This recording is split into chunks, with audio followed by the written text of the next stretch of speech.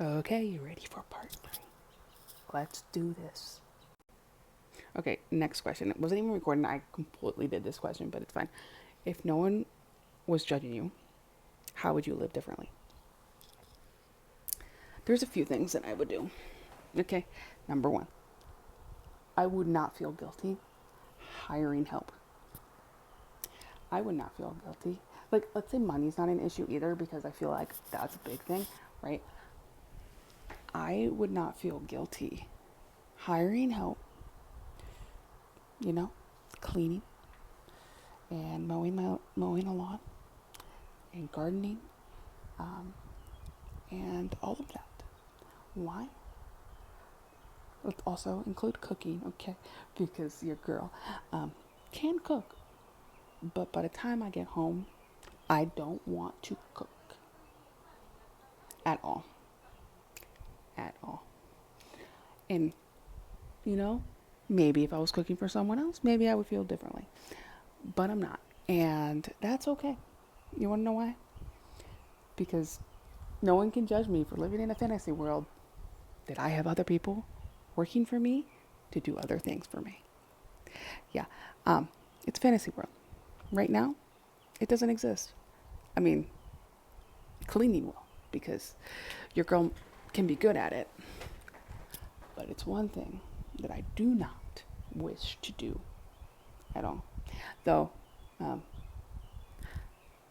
I am starting the cleaning business, so if you're looking for a place to be clean, don't don't judge me, okay? This is a no judgment zone. Also, one personality trait that people don't know about me: I'm actually hilarious. Just kidding. I'm actually if you once you get to know me, I'm sarcastic and I am extremely funny, or I try to be funny. And most of the time, it's intelligent jokes and it goes right over people's head. But I'll do it anyway, okay? I'm not tooting my own horn. I'm just love my brain. It is very complex.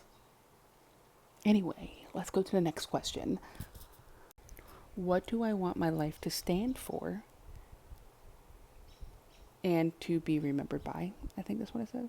Hold on. What do you want your life to stand for when people remember you? I want my life to stand for, you know, the embodiment of, I don't know. I don't know.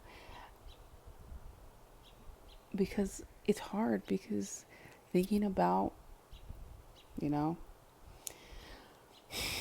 dying is one of those things that as a childhood, that was my fear. I literally had that fear every single day.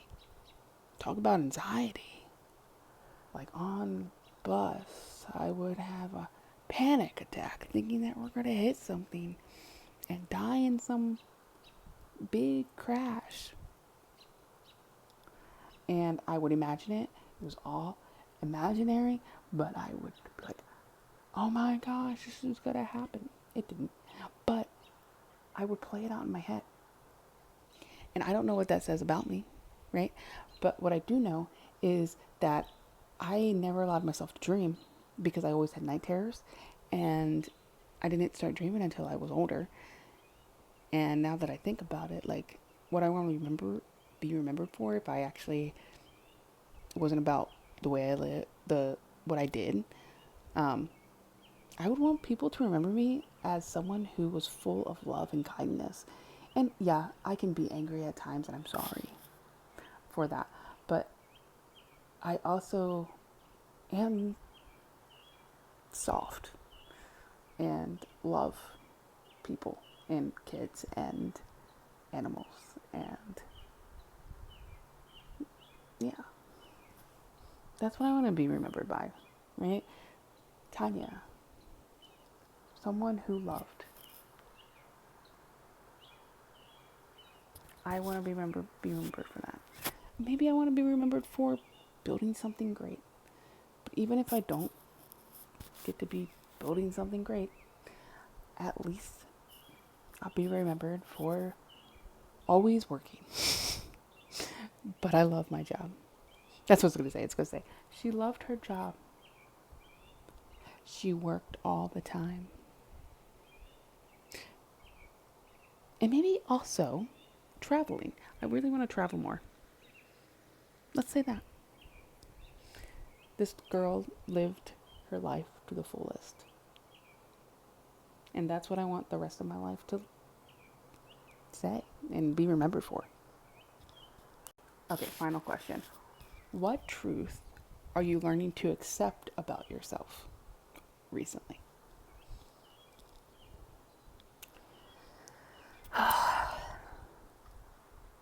That I might not have it all figured out.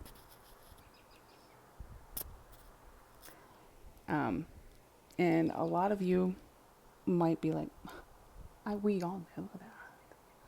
But, for somebody who always had to hold it together and who always had to have her, had to wear a mask and always had to do all that, right? I am learning that I am accepted and loved without the mask. And I've pushed a lot of people away because I take the mask down, put it back on, take the mask down, put it back on, because I see red flags and I will tone and energy shift and vibe. Like all of that is a thing, and all of that I see. And so what I'm learning to truly love about myself is that I'm a complicated mess, but I feel like everybody is. And I'm also learning that the way that I view myself is completely different than the way others view me, because I saw myself in a different mirror than what I normally look at myself in just recently, and I was like, what, Tanya? You've always judged yourself every time you look in the mirror. And then you look at that and you're like, that's not me. No. But what it is it's a different perspective, right? I'm so used to not only like viewing myself through the eyes of others and their tone and their reaction and everything else, that I forgot that people are people too. And they all have bad days. It's not always about me, even though for some reason in my sick little mind, it likes to think that everything is. And so what I'm learning about myself is that I love too much, and I think about myself too much. And I would say this. I'm not going to say it's not my fault, but I will say it probably has a lot to do with how I was raised, not necessarily anything else. And I'm going to leave it at that. Because if you know my family, then you know. Then you know. Anyway, this was fun, guys. And I really hope you guys enjoyed it. Have a good one.